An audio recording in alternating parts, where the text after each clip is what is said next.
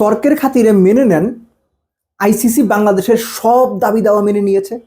বাংলাদেশ শ্রীলঙ্কাতে বিশ্বকাপের সব ম্যাচ খেলছে, বি গ্রুপে খেলছে। ওই গ্রুপের অস্ট্রেলিয়াকে বাংলাদেশের গ্রুপে আনা হয়েছে। তাহলে বাংলাদেশের গ্রুপে শ্রীলঙ্কা আছে, বাংলাদেশ, জিম্বাবুয়ে, আয়ারল্যান্ড, ওমান। এই যে সাইফ, সোহান, লিটন, তানজিদ তামিম, এদের যে ব্যাটিং ফর্ম, আপনার কি এটা মনে হয় ওই গ্রুপে পড়লো বাংলাদেশ এই ব্যাটারদের কারণে পরের পর্বে যেতে পারবে? আমার কিন্তু ভাই ডাউট আছে। বাংলাদেশ জিম্বাবুয়ে আয়ারল্যান্ডের সঙ্গে পেরে উঠবে কিনা শ্রীলঙ্কার সঙ্গে বাদই দিচ্ছি আমি, আমার কিন্তু ডাউট আছে। কেন বলতেছি? তানজিদ তামিম, লিটন, সোহান, সাইফ, এদের ব্যাটিং ফর্ম, এরা বিপিএলে এতটাই বাজে পারফর্ম করছে যে বাংলাদেশ বিশ্বকাপে যে খেলতে যাইতে চাচ্ছে না বা বিশ্বকাপ যে ধরে নিচ্ছি খেলবে না, এটা বোধহয় ভালোই হবে। অন্তত বাংলাদেশের টপ অর্ডার ব্যাটারদের বর্তমান ফর্ম বিবেচনায় এর চেয়ে বেটার কিছু বলতে পারছি না। প্রাণ সসের মাখামাখি টেস্ট বার্গারকে করে তোলে আরো ইয়ামি আরো জোস। প্রাণ সস, সসের বস। বেটার কিছু কেন বলতে পারছি না? আমি নুরুল হাসান সোহানকে দিয়ে শুরু করি। ফিনিশারের রোল প্লে করবেন। বিপিএলে 8 ম্যাচ খেলেছেন, দুটোতে ব্যাট করেননি। তার রান কত জানেন আপনি? 7, 3, 9, 1, 6, 4, 30। কোনো ম্যাচে ডাবল ফিগার করতে পারেন না নুরুল হাসান সোহান। স্ট্রাইক রেট এভারেজ ভুলে যান। সাইফ সবশেষ 2 ম্যাচে 2টে শূন্য করছে। টোটাল যে কয়টা ম্যাচ খেলছে সাইফ, সেখানে 0, 0, 1, 1, আরেকটা সিঙ্গেল ডিজিট স্কোর, একটাই বোধহয় 15, আরেকটাই বোধহয় 22। এই ব্যাটসম্যান নিয়ে আপনি কিভাবে ভরসা পাবেন? তানজিদ তামিম লাস্ট ম্যাচ 76 করেছেন, কিন্তু তানজিদ তামিমের ট্র্যাক রেকর্ড যদি আপনি দেখেন 10, 20, 29, 2, 21, এই যে তানজিদ তামিমের রানগুলো, প্রত্যেকটা বিশ্বকাপ তিনি যে খেলেছেন তিনি কিন্তু ফ্লপ করেছেন। যে কয়টা বিশ্বকাপ খেলেছেন Tanzid Tamim super flop.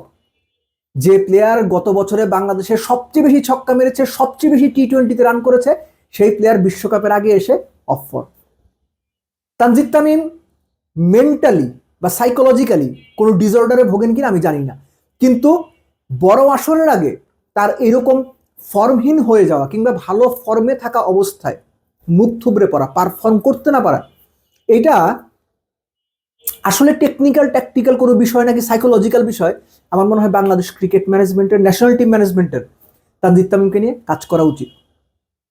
Liton Das, typical Liton Das, 32 না 31 বলে 47 করে টুর্নামেন্টে শুরু করেছেন, দারুণ ইনিংস ছিল। এরপর 10, 11, 15, 16, 22, 35, ওই যে সারা জীবনের লিটন দাস, গত 10 বছর ধরে আপনি যে লিটন দাসকে দেখছেন সেই লিটন দাস। ভালো খেলবে, ভালো খেলবে, 2-3টা দুর্দান্ত শট খেলবে, একটা রাশ শট খেললে, বাজে শট খেলে উইকেট দিয়ে আসবে, কখনোই ধারাবাহিক না। তারপর একটা ম্যাচ দেখবেন 43 বলে 83 রানের দুর্দান্ত এক ম্যাচ উইনিং নক। এটাই লিটন দাস, সেই লিটন দাস, সেই লিটন দাস সেভাবেই আছেন। ক্যাপ্টেন্সি ভালো করছেন, কিন্তু বর্তমানে লিটন দাসের যে ফর্ম সেটা আসলে নতুন কোনো লিটন দাস না, পুরনো লিটন দাসই। বাকি রইল কে?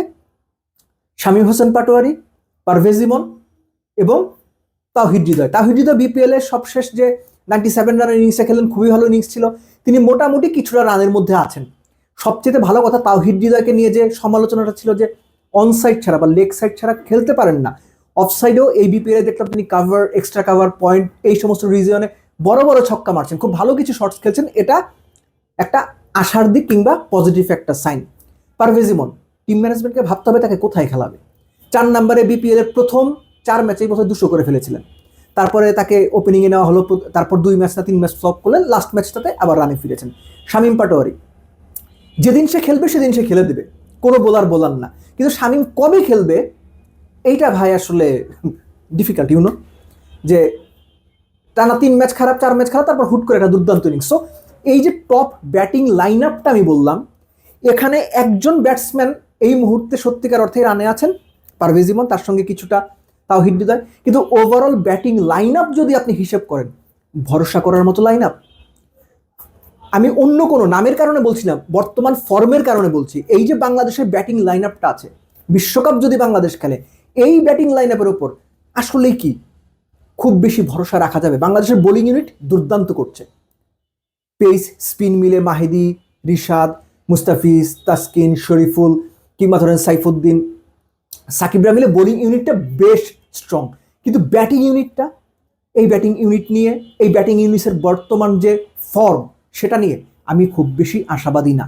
এই কারণে বিভিন্ন সময় আমি বলেছি যে এই দলে শান্তকে দরকার, স্টেবিলিটির জন্য দরকার। কেননা এই দলে এখন ফর্ম বিবেচনায় সত্যিকার অর্থে স্টেবল কোনো পারফরমেন্স কেউ দিতে পারবে এটা মনে হচ্ছে না। খুবই শেকি, খুবই ভালনারেবল এবং একই সঙ্গে কনফিডেন্সের অভাব রয়েছে। বাংলাদেশ যদি বিশ্বকাপ সত্যি সত্যি খেলে তাহলে বাংলাদেশের বিশ্বকাপ দলে টপ অর্ডারে ব্যাটিংয়ের জায়গায় অবশ্যই অবশ্যই পরিবর্তন জরুরি। টিম ম্যানেজমেন্ট কি ভাববে সেটা তো আসলে তারাই জানে।